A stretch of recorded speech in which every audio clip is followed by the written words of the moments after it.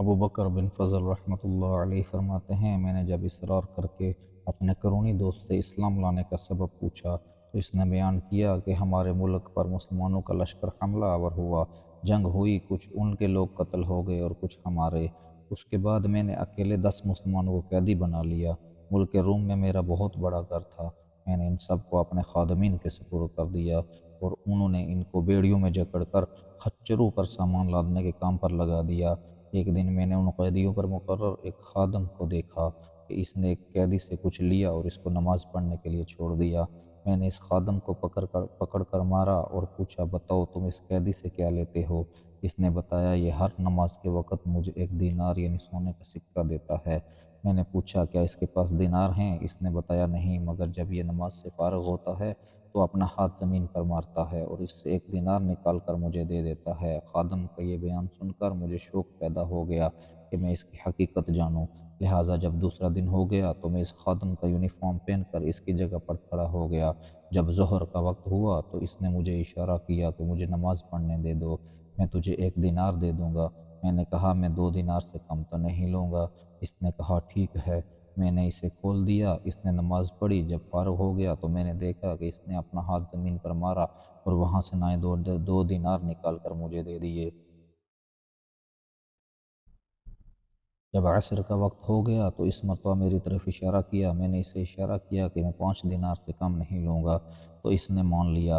پھر جب مغرب کا وقت ہوا تو حسب معمول مجھے اشارہ کیا، میں نے کہا، میں 10 دینار سے کم تو نہیں لوں گا۔ اس نے میری بات پھر مان لی اور جب نماز سے فارغ ہو گیا تو زمین سے 10 دینار نکال کر مجھے دے دیے۔ پھر جب عشاء کی نماز کا وقت ہو گیا تو حسب عادت اس نے مجھے اشارہ کیا، میں نے کہا، میں 20 دینار سے کم نہیں لوں گا۔ پھر بھی اس نے میری بات تسلیم کر لی اور نماز سے فراغت پا کر اس نے زمین سے 20 دینار نکالے اور مجھے دے کر کہنے لگا، جو مانگنا ہے مانگو، میرا مولا بہت غنی اور کریم ہے، میں اس سے جو مانگوں گا وہ مجھے عطا کرے گا۔ اس کا یہ معاملہ دیکھ کر مجھے یقین ہو گیا کہ یہ ولی اللہ ہے۔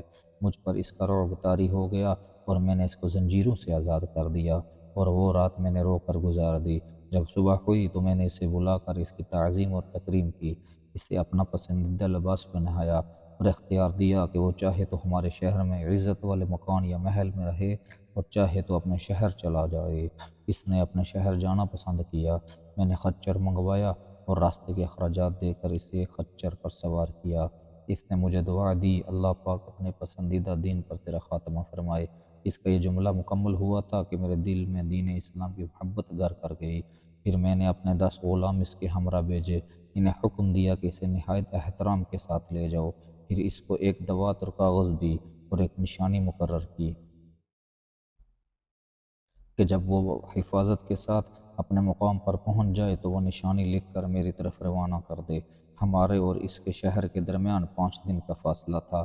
جب چھٹا دن آیا تو میرے خادم میرے پاس آئے، ان کے پاس خط بھی تھا جس میں وہ علامت موجود تھی۔ میں نے اپنے غلاموں سے جلدی پہنچنے کا سبب دریافت کیا تو انہوں نے بتایا، جب ہم اس کے ساتھ یہاں سے نکلے تو ہم کسی تھکاوٹ اور مشقت کے بغیر گھڑی بھر میں وہاں پر پہنچ گئے، لیکن واپسی پر وہی سفر 5 دنوں میں طے ہوا۔ ان کی یہ بات سنتے ہی میں نے پڑھا، لا الہ الا اللہ محمد الرسول اللہ، اشہد ان لا الہ الا اللہ وحدہ لا شریک لہ۔ میں گواہی دیتا ہوں کہ اللہ کے سوا کوئی معبود نہیں، اور میں گواہی دیتا ہوں کہ یقیناً حضرت محمد مصطفیٰ صلی اللہ تعالیٰ علیہ وسلم اللہ کے پاک رسول ہیں، اور بے شک دین اسلام اکبر ہے۔ پھر میں روم سے نکل کر مسلمانوں کے شہر آ گیا اور اپنی بقیہ زندگی اسلام کے مطابق گزار دی۔ اللہ اکبر، اللہ اکبر۔ اللہ سے دعا ہے کہ وہ ہمیں دین کو سمجھنے اور اس پر عمل پیرا ہونے کی توفیق عطا فرمائے۔